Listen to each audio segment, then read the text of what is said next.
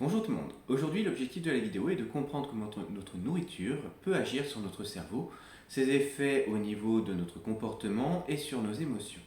Pendant longtemps, la science pensait que c'était les émotions qui étaient à l'origine de notre comportement. Un petit peu comme un instinct primaire, notamment via la sensation de peur d'un danger, qui provoquait ensuite le comportement de fuite. D'un point de vue introspectif, on retrouve exactement la même chose.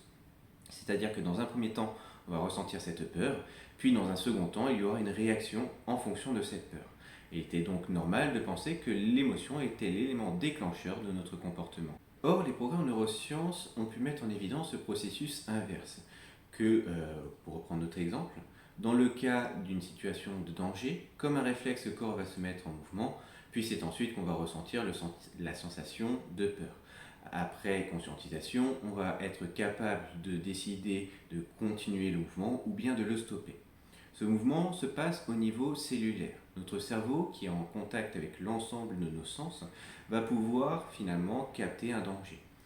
Sa réponse immédiate est la sécrétion d'hormones qui va aider à l'accélération du cœur et de la respiration ainsi que la vasodilatation sanguine. L'objectif étant de préparer le corps à un effort physique, que ce soit la lutte, le combat ou bien la fuite.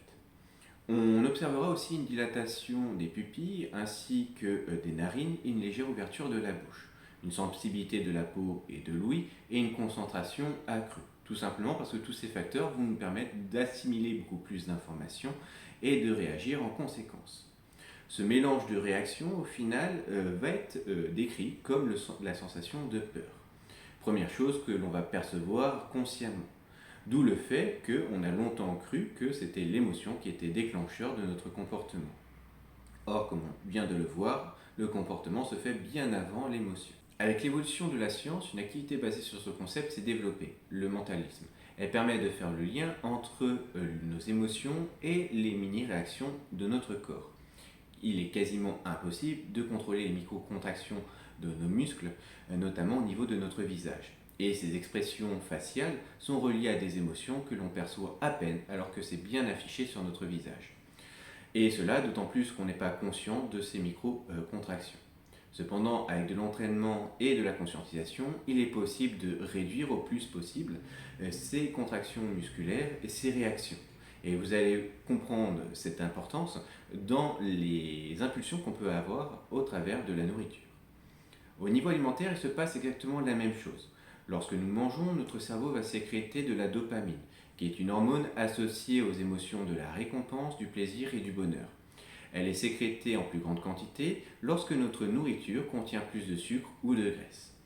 Les émotions ne peuvent pas se superposer, surtout quand elles sont opposées, et en cas de passade difficile, l'alimentation peut devenir finalement un refuge de bien-être. Et cela, l'agroalimentaire l'a bien compris, et ajoute à ses produits plus de sucre ou de graisse pour pousser à la consommation, rendant l'alimentation plus riche que ce que le corps aurait besoin. Les chaînes de fast-food d'ailleurs sont les champions de la catégorie. Ils arrivent à nous faire ressentir du plaisir avec des produits bas de gamme pour faire finalement un maximum de plus-value sur le produit. Avec des steaks finalement fins et durs, une salade cuite, un pain mou, mais aussi une sauce qui va être travaillée et qui donnera finalement tout le goût au produit. Et malgré cela, on a quand même envie d'y retourner pour en manger encore.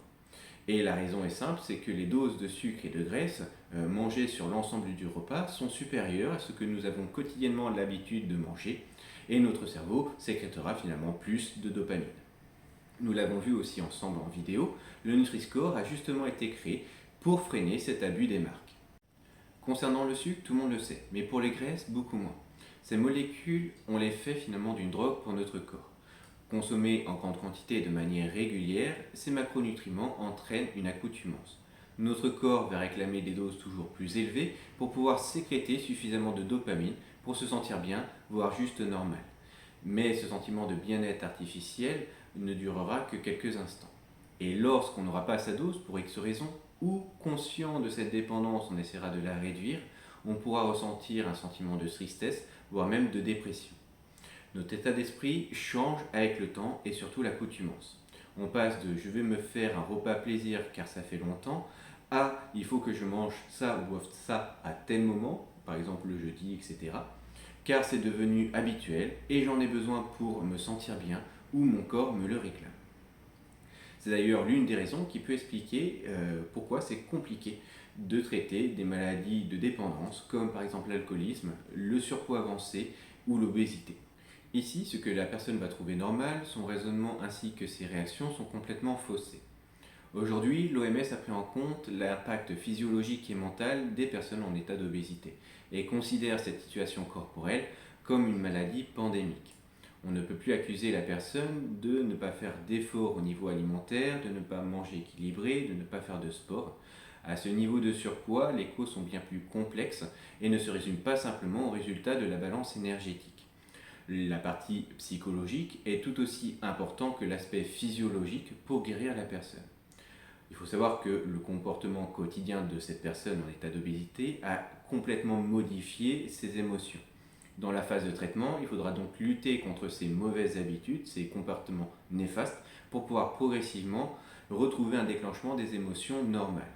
Maintenant, nous allons nous intéresser aux dégâts causés par une alimentation trop riche en sucre ou en graisse sur notre système nerveux.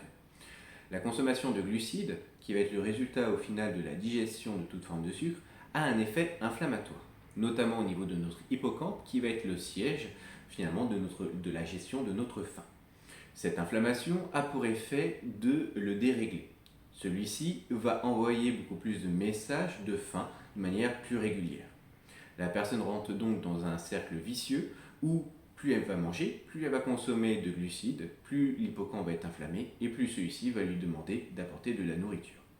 Cette inflammation peut être aussi à l'origine de la sclérose en plaques. La malbouffe va nuire aussi à la plasticité du cerveau. C'est la capacité de celui-ci à créer de nouvelles connexions entre les neurones. Autrement dit, ça va toucher tout ce qui va parler d'apprentissage, que ce soit intellectuel ou gestuel.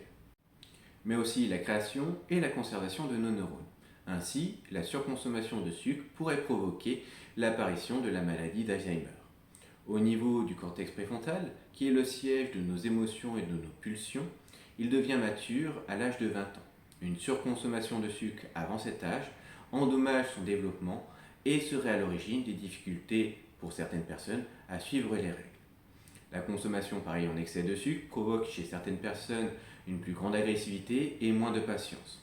En gros, que ce soit le sucre ou les graisses, ils ont finalement un impact direct sur nos émotions ressenties sur toute notre journée. En résumé, l'adage « nous sommes ce que nous mangeons » n'a jamais été aussi vrai. Que ce soit sur nos émotions, nos interactions sociales, notre composition corporelle, le vieillissement de notre corps, nos capacités intellectuelles et d'adaptation, le fonctionnement de nos cellules et bien plus encore, notre alimentation aura un rôle majeur, une incidence sur toute notre vie. Alors, comment faire pour modifier notre nutrition, malgré le fait qu'elle ait une emprise directe sur nos émotions et sur notre comportement, et comment finalement faire pour bloquer ces automatismes, cette fausse sensation de faim et l'envie de manger. Tout d'abord, pour changer quelque chose qui vous concerne, ce n'est pas un coach, le médecin, votre famille ou vos amis qui vous soutiennent, qui engagera le changement et ira jusqu'au bout de la démarche. La seule personne qui peut et qui doit le faire, c'est vous. Mais ce n'est pas pour autant qu'il faut rester dans son coin, seul avec son objectif. Le fait d'être accompagné par les bonnes personnes qui vous soutiennent et des professionnels compétents qui pourront vous guider sur la bonne voie sont des facteurs non négligeables à la concrétisation de votre objectif. Ne vous laissez plus avoir aussi par la simplicité de la malbouffe, qui s'est démocratisée et dont les publicités en font les louanges. Manger sainement et se régaler avec ce qu'on mange peut être plus rapide finalement que commander un burger. Ça ne demande finalement qu'une organisation. Travaillez sur vos habitudes. Elles sont responsables de votre état actuel et seront aussi responsables de vos changements. Choisissez donc une méthode avec des actions qui vous conviennent. Le but étant de trouver un rythme que vous allez pouvoir garder le reste de votre vie.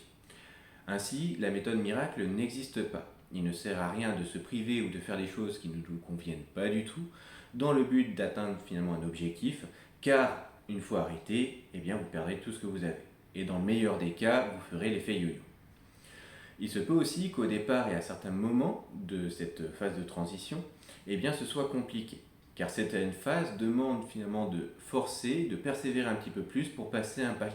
Une fois passé, vous verrez que ça redeviendra beaucoup plus facile. Ne voyez pas aussi l'arrêt d'une méthode comme un échec. Si elle n'a pas fonctionné, c'est peut-être que ce n'était pas le bon moment ou qu'elle ne vous était pas adaptée. Et si vous avez persévéré un minimum, Vous savez ce qui a été ou ce qui n'a pas été dans cette méthode. Et dans la prochaine, vous saurez finalement ce qu'il faut avoir ou ne pas avoir pour que ça fonctionne pour vous. Donc voici ce qui conclut notre vidéo concernant la malbouffe et les effets sur notre cerveau. J'espère avoir pu répondre à un maximum de questions. Si vous en reste, n'hésitez pas. De même, si vous voulez avoir des informations complémentaires concernant mes coachings sportifs ou nutritionnels, vous avez mon email soit en description, ou bien pareil, vous me mettez un petit commentaire et je vous répondrai dès que possible. Il ne me reste plus qu'à vous souhaiter une bonne journée.